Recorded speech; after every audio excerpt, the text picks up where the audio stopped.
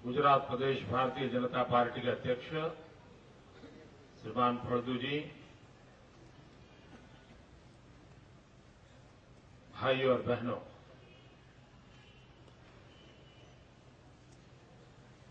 गुजरात में आज चुनाव का एक बहुत बड़ा दौर समाप्त हुआ।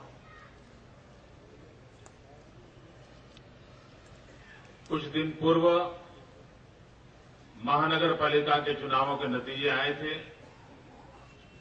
उसके कुछ दिन पूर्व कठलाल के चुनाव का नतीजा आया था। एक प्रकार से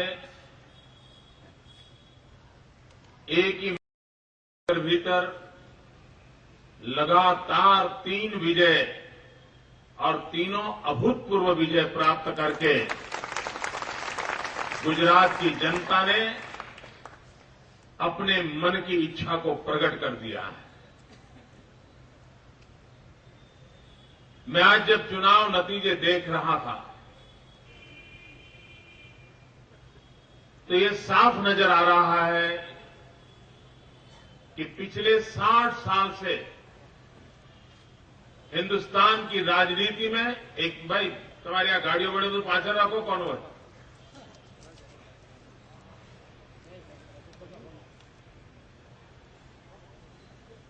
पिछले 60 साल की राजनीति में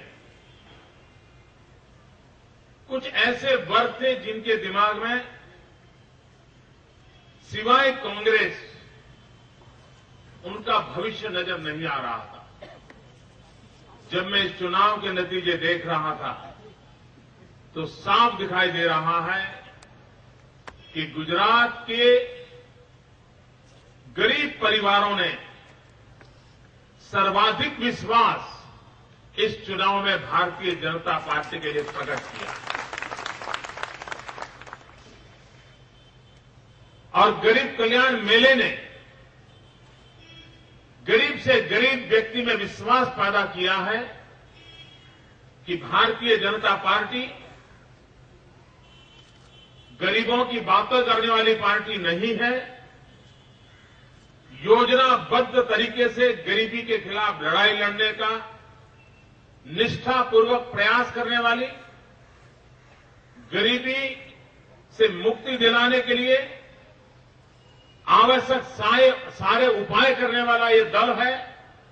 और इसलिए साफ नजर आ रहा है इस चुनाव में गरीब तबके के लोग जिन्होंने सिर्फ भारतीय जनता पार्टी की तरफ एक विश्वास के साथ मतदान किया है।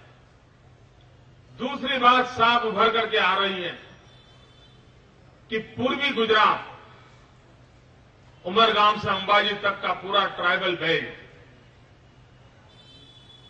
आमतौर पर वहां हमारे लिए जगह नहीं होती थी, लेकिन आदिवासी वनवासी भाइयों ने वनबंधु कल्याण योजना हो, गरीब कल्याण मेला हो, आदिवासियों को जमीन के पट्टे देने हो, ये जो गवर्नमेंट का प्रोएक्टिव परफॉर्मेंस है जिसके कारण आदिवासी समाज को लगा है कि मूलभूत समस्याओं का समाधान करने की अगर कोई व्यवस्था विकसित हो रही है तो भारतीय जनता पार्टी की कार्यशैली में हो रही है।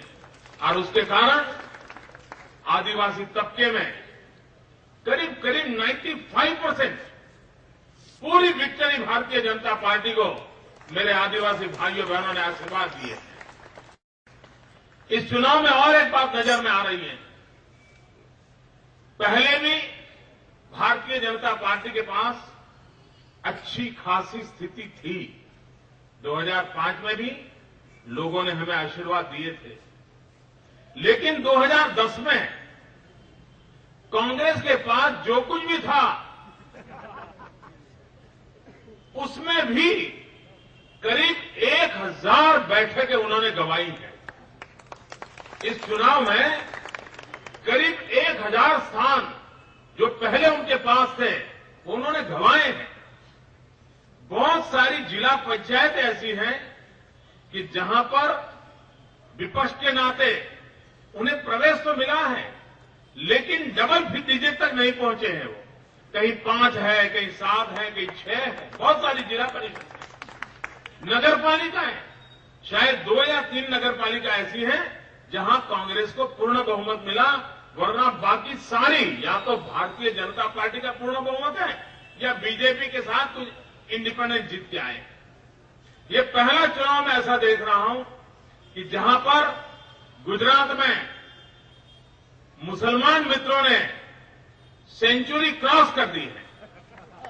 100 से ज्यादा मेरे मुस्लिम उम्मीदवार इस चुनाव में विजयी हुए, यानी इतने एक साथ सेंचुरी लगाने का काम, यानी ये बात साफ करता है कि देश के अंदर ईसाई और मुसलमानों ने जो भारतीय जनता पार्टी को वोट गुजरात में दे रहे हैं, वोट बैंक की राजनीति से वो परेशान हो चुके हैं। वोट बैंक की राजनीति ने उनका भला नहीं किया है और आज विकास की राजनीति पे उनकी आशा बंधी है और उस आशा का परिणाम है कि भारतीय जनता पार्टी के 100 से अधिक मुस्लिम और उससे भी ज्यादा मात्रा में भारतीय जनता पार्टी के इन उम्मीदवारों को विजयी बनाना और भारी बहुमत से, कुछ स्थान तो ऐसे थे कि जहां पर मुस्लिम उम्मीदवार के सामने भारतीय जनता पार्टी का बिन मुस्लिम उम्मीदवार भी एकाध दो जगह पे जीत के आ गया। ये साफ बताता है कि मुसलमान मित्रों ने भारतीय जनता पार्टी की विकास की राजनीति को स्वीकार किया है, उन्हें भी विकास में विश्वास है और ये एक बहुत बड़ा परिवर्तन इस देश की राजनीति के अंदर आने वाले दिनों में देखने में मिलेगा। गरीब और मुस्लिम, आदिवासी और महिला, इन चारों तबकों में ये साफ साफ नजर आ रहा है कि भारतीय जनता पार्टी को पूर्ण समर्थन मिला है, बिना किसी झिझक के समर्थन मिला है। ये अपने आप में साफ करता है 1000 से ज्यादा सीटें एक ही चुनाव में कांग्रेस गंवा दे, इतना भारी बहुमत। सिर्फ हमें तहसील पंचायतें बढ़ी, जिला परिषदें बढ़ी, नगर पालिकाएं बढ़ी, उतना ही नहीं, लेकिन उसमें सीटें भी बढ़ गई। यानी पहले कभी 51-49 होगा तो आज 80-20 का मामला हो गया। ये अपने आप में जनता का विकास में विश्वास है, इसको साफ करता है।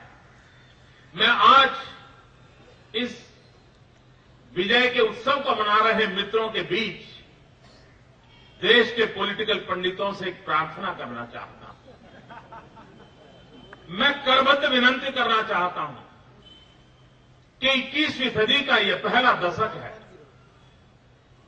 ये 21वीं सदी का पहला दशक अपनी पूर्णता पर पहुंच रहा है। कृपा करके भारतीय जनता पार्टी का मूल्यांकन, गुजरात भाजपा सरकार का मूल्यांकन 20वीं सदी के विचारों से न करें, 21वीं सदी के विचारों से करें। 1980-1990 के समय जिन तर्क के आधार पर भारतीय जनता पार्टी को लेखे जोखा होता हुआ रहता था, उसका इवैल्यूएशन हुआ करता था, मैं आज भी देख रहा हूं। 30-40 साल के बाद भी उन्हीं पुरानी घिसी पीटी कैसेटें बजाने वाले उन पॉलिटिकल पंडितों से मेरा आग्रह है कि इस नए रूप से देखिए, आप बदलिए। अमेरिका के अंदर बैठा हुआ फोर्ब्स जैसा बदल चुका है। जो फोर्ब्स जब भी दुनिया में एनालिसिस करता था तो डेवलपिंग कंट्रीज की गरीबी को दिखाता था, उसकी चर्चा करता था।